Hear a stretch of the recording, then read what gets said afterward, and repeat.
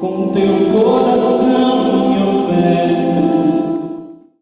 E aí galera, beleza? A paz do coração de Jesus esteja com todo mundo que está participando desse estudo que nós estamos fazendo aqui no nosso canal, Pai Nosso Passo a Passo. Nós estamos seguindo o estudo a partir do livro Jesus de Nazaré, volume 1, capítulo 5, esse livro que foi escrito pelo Papa Bento XVI e que nos ensina, entre outras coisas, algo sobre a oração do Senhor, o Pai Nosso. Hoje nós queremos estudar nesse vídeo os seguintes pedidos: venha a nós o vosso reino e seja feita a vossa vontade, assim na terra como no céu. Mas antes de continuar o nosso estudo, se inscreva no nosso canal, dá um clique no sininho para você receber as notificações daquilo que nós estamos produzindo aqui sobre fé católica e espiritualidade deoniana para você, beleza? Então vamos para o primeiro ponto de hoje. Venha a nós o vosso reino. Esse é o primeiro passo que nós queremos dar nesse vídeo. Pois bem, esse pedido invoca uma realidade que é preciso que a gente conheça, é preciso que a gente, de certo modo, tente dizer o que essa realidade não é, para depois tentar dizer aquilo que Jesus quis afirmar quando em sua boca estava a expressão reino de Deus, reino dos céus, enfim. Bem, em primeiro lugar, a gente precisa entender que reino de Deus é primado de Deus. Significa afirmar que em qualquer pessoa ou situação onde Deus não esteja vivendo o seu primado, ou seja, não esteja em primeiro lugar, não esteja no centro, nem estas pessoas, nem estas circunstâncias, essas coisas podem ser de fato boas, ou bem vividas, ou felizes, sei lá. Você entendeu? Se Deus não estiver em primeiro lugar, nada pode ser bom. Essa afirmação o Papa Bento XVI começa a dizer no início dessa parte, venha a nós o vosso reino. E é por isso que esse pedido quer ser uma súplica a Deus para que em nós se estabeleça uma ordem de prioridades. Sim, a nossa vida ela é feita de escolhas. A nossa vida é sempre feita de opções. E eu estou pedindo a Deus, quando rezo, venha a nós o vosso reino, nós estamos pedindo a Deus que em nós, por força da graça, se estabeleça uma ordem de prioridades correta, ou seja, que as coisas de Deus estejam em primeiro lugar, que o próprio Deus ocupe o ponto mais alto, o posto mais central da minha vida, da minha existência. Mas claro, a expressão reino de Deus, reino dos céus, pode causar inúmeros equívocos. Por isso, o Papa Bento XVI cuida de dizer, antes de tudo, o que reino de Deus não é. E o que é que ele diz? O Papa Bento afirma que reino dos céus não é uma realidade necessariamente e puramente imanente. Imanente significa as coisas que estão ao alcance dos nossos sentidos, nesse mundo, aqui, no agora, da história. Bem, não é isso. Na verdade, muita gente quer afirmar que reino dos céus é uma terra de delícias, uma espécie de realidade absolutamente justa e correta já neste mundo, conseguida com o esforço do homem que se dispõe a construir esta coisa de um jeito bom. Ora, o reino de Deus não é fruto do esforço do ser humano. Claro que o esforço do ser humano pode contribuir para o ser humano e a sociedade como um todo acolher este dom, mas o reino de Deus é, antes de tudo, um dom. É neste ponto que o Papa Bento XVI se põe a fazer uma crítica ao modelo marxista de pensar a história e a sociedade. Ele escreve assim: com o termo reino de Deus não é apresentado nenhum automatismo de um mundo a funcionar como o apresentaram as utopias de uma sociedade sem classes, na qual tudo andaria bem por si só, apenas porque não há nenhuma propriedade privada. Jesus não nos fornece receitas tão simples assim. E é claro, aqui por extensão a gente pode dizer o seguinte, que todos os regimes políticos ou filosofias sociais que queiram definir uma espécie de paraíso aqui na Terra podem ser olhadas por nós cristãos com toda desconfiança, porque sempre aqueles que quiseram produzir paraísos na Terra a partir de concordatas humanas, a partir de esforços humanos, tiveram critérios tão estreitos que tornaram-se critérios muito cruéis. E ao invés de produzirem paraíso, produziram sempre uma situação infernal. Assim, o reino de Deus não pode ser construído por nenhum esforço de tendência à esquerda, à direita ou ao centro do ponto de vista político ou filosófico. O reino de Deus é sempre um dom que o ser humano e a sociedade podem acolher, podem contribuir, podem colaborar para acolher. Mas tem que acolher, porque é um dom. Então tá, o nosso querido teólogo Joseph Ratzinger, nosso Papa Emérito Bento XVI, ele fez essa pequena introdução justamente para nos prevenir acerca do que o reino de Deus não é. Para nós rezarmos bem o Pai Nosso nesse ponto, a gente primeiro precisa entender o que o reino de Deus não é, para depois começar a entender o que ele é. E é isso que nós queremos ver agora. Então anota aí essa tentativa de definição. O reino de Deus é um estado de coisas nas quais é aceito como critério a vontade de Deus. E Bento XVI cita um dado do Antigo Testamento muito bonito. Ele nos recorda daquilo que está expresso no capítulo 3º do primeiro livro dos Reis. Trata-se da oração de um jovem rei do Antigo Testamento, Salomão, que ao iniciar o seu reinado vê-se diante de um grande desafio. Ele não se sente apenas empenhado em governar, mas ele sente que aquilo é uma missão dada por Deus. E por isso, ele pede diante de Deus alguma coisa. Mas o que é que ele pede? Ele não pede riquezas, ele não pede poder humano, ele pede somente a capacidade de ser sábio, de discernir entre o que é bom e o que é mal e de saber escutar a Deus, para assim poder governar com toda a justiça. Desse modo, o rei Salomão acaba manifestando a primazia da vontade de Deus na vida dele e no governo dele.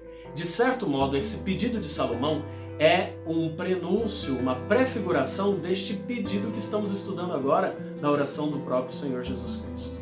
E por falar em Jesus, o Novo Testamento dá testemunho o tempo inteiro que o reino de Deus, gente, é mais do que uma coisa, é mais do que um acordo, é mais do que uma realidade pairando sobre nossas cabeças. O reino de Deus, no fundo, é uma pessoa. Aí está o pulo do gato para a gente entender o que é reino de Deus. Padre, fala logo, que pessoa é essa? Bem, você já deve ter entendido. O reino de Deus é a pessoa do próprio Jesus. Essa afirmação cristológica não é do Padre Eduardo, é de Bento XVI. E ele categoricamente afirma: reino de Deus é Jesus Cristo.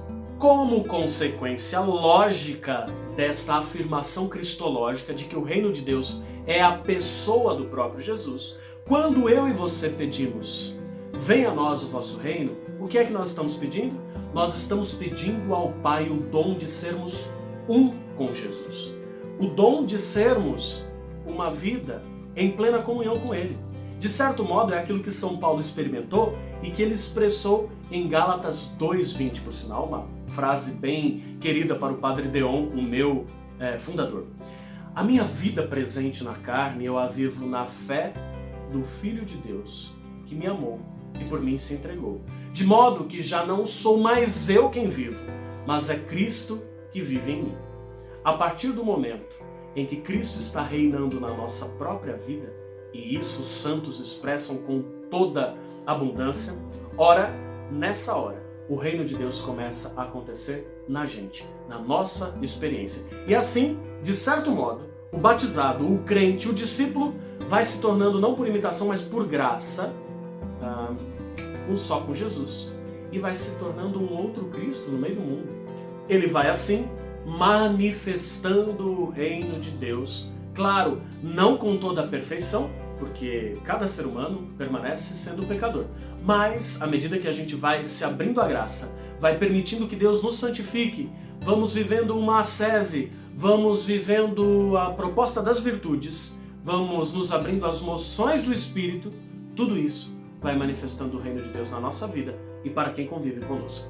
É por isso que os santos têm sempre um magnetismo que gera uma atração enorme. E essa atração não é deles, é do próprio Jesus, que reinando neles, manifesta seu mundo. E agora vamos continuar com o estudo do próximo pedido. Seja feita a vossa vontade, assim na terra como no céu. Pois é, a gente parte desse primeiro ponto. Sim, Deus tem uma vontade a nosso respeito. Para mim, para você, para a humanidade no seu conjunto. Isso não é tão óbvio, visto que existem correntes de pensamentos que pensam do seguinte modo. Se é que existe um Deus, esse Deus deve ter criado o mundo, deve ter construído a casa, deve ter avisado assim, a geladeira tá cheia aí, agora eu vou tirar férias, vocês se virem, hein? Partiu! E não é assim. Na verdade, Deus se interessa pelo ser humano. Deus se interessa por mim, por você, e Ele tem uma vontade a nosso respeito. Por isso que esse pedido que Jesus ensina a gente a fazer tem todo sentido. Agora vamos pensar na expressão assim na terra como no céu. Opa, aí é que está o centro desse pedido. Significa dizer que existe um estado de coisas onde a vontade de Deus se manifesta totalmente e sem nenhum obstáculo, sem nenhuma oposição. E Jesus dá o nome a esta coisa de céu. Na terra, ao contrário, as coisas não andam tão bem assim. É por isso que a gente precisa pedir que aqui se realize as coisas como lá já acontecem. Então, anota essa definição aí, A essência do céu é que lá a vontade de Deus acontece perfeitamente. Guarda essa definição. Tá, beleza, padre, mas o que é vontade de Deus? Como é que a gente pode conhecê-la? Porque pode ser que Ele tenha uma vontade a nosso respeito, mas a gente não saiba. Como é que a gente conhece? Aí é que o Papa Bento XVI, reafirmando a doutrina católica de 2000 anos, nos ajuda a lembrar que, antes de tudo, o ser humano, desde o ato criador de Deus, conhece a vontade de Deus de algum modo. Ele tem essa vontade inscrita no seu ser. É a voz da consciência. Aliás, São Paulo, na carta aos Romanos, capítulo 2, versículo 15, afirma justamente isso, que no ser do homem está inscrita a vontade de Deus. Mas espera aí, padre, se a vontade de Deus está inscrita, então a gente não precisa de Bíblia, a gente não precisa de uma revelação que venha de fora. Não é bem assim. A gente precisa sim de uma revelação que venha da história, porque essa vontade inscrita em nós ficou de certo modo embaçada, a gente não consegue lê-la, senti-la, experimentá-la sempre por causa da nossa desobediência. E justamente por isso Deus desejou revelar-se também na história, a partir de um processo de aliança com seu povo. Ele foi mostrando sua face também através de experiências religiosas que designaram, que desenvolveram-se, que foram anotadas, que foram compendiadas naqueles livros que estão nas Sagradas Escrituras. Sabe aquelas experiências religiosas nas quais a gente escuta uma música que fala da palavra de Deus e aquilo toca o nosso coração? Uma experiência que talvez você já tenha sentido num retiro, ter escutado uma pregação e aquilo ter batido forte lá dentro, ou numa missa, não sei. Quando a palavra de Deus parece viva e parece falar com você, bem, ela é viva mesmo. A palavra de Deus é uma pessoa, é Jesus. Ora, essa palavra que vem de fora, que é uma espécie de chave, só consegue surtir efeito no seu coração quando ela é pregada a você e entra pelos teus ouvidos, porque dentro de você já existe uma fechadura onde essa chave pode se encaixar. Esse encontro de chave, palavra externa, Sagrada Escritura, com a fechadura, a sua consciência, é Deus persuadindo você por amor a seguir a vontade dele. E para quem quiser aprimorar esse pontinho da nossa doutrina católica, pode ler o Catecismo da Igreja Católica entre os parágrafos 27 e 38. Tá tudo bem explicado lá, beleza? Mas vamos olhar para Jesus de novo. Olha, você se recorda daquele episódio de João capítulo 4, versículo 34, no qual Jesus está sentado à beira do poço da Samaria, está ali conversando com uma samaritana, os discípulos foram até a cidade, compraram alguma coisa para comer e trouxeram para Jesus, ofereceram alimento para Jesus, e Jesus aproveita a deixa e diz assim: o meu alimento é fazer a vontade daquele que me enviou. Presta atenção nessa frase. O meu alimento é fazer a vontade daquele que me enviou. Guarda isso. Num outro ponto do Novo Testamento, em Mateus capítulo 26, versículo 39, Jesus afirma o seguinte, já no horizonte, no contexto da sua paixão: Pai, afasta de mim esse cálice, contanto não se faça a minha vontade, mas a vossa. E ainda mais um ponto do Novo Testamento. O autor da carta aos Hebreus, no capítulo 10, versículo 7 de sua linda carta, escreve o seguinte, coloca na boca de Jesus a seguinte frase: eis que venho, ó Pai, para fazer a vossa vontade. Essa também é uma frase muito querida para o meu fundador, Padre Leão. Mas, então, o que é que a gente pode aprender com isso? Nesses 3 versículos próprios do Novo Testamento, todos eles referidos a Jesus, nós vemos que Jesus é Ele mesmo o cumprimento da vontade do Pai. Jesus igual à vontade do Pai. Agora você é inteligente, pensa comigo, se Jesus é a vontade do Pai, ou se nele a vontade do Pai acontece sem nenhum obstáculo, então Jesus é, atenção, eis aí a surpresa, igual a céu. Sim, Jesus é o céu. Por isso, a consequência lógica é a seguinte: se eu rezo, seja feita a vossa vontade, assim na terra como no céu, eu estou pedindo ao Pai que na terra que sou eu, aconteça a vontade do Pai igual ela acontece em Jesus. No fundo, eu estou pedindo mais ou menos o que eu pedi no pedido passado. Eu estou pedindo assim ao Pai: me santifica, para que eu seja como Jesus, para que eu seja mergulhado em Jesus, para que eu me configure ao coração de Jesus e assim o manifeste de modo inequívoco nesse mundo.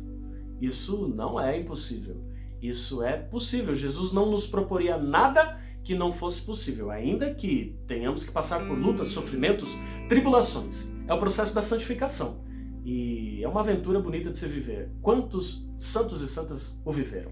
Então, faz isso, pede agora mesmo que Deus faça na sua vontade, na sua vida, a vontade dele, como ele fez em Jesus. E que os obstáculos possam ir sendo superados pela graça de Deus, pouco a pouco. Beleza?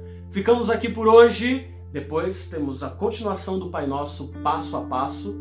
E eu conto com você para continuar estudando comigo. Beleza? Beleza! Tchau, tchau!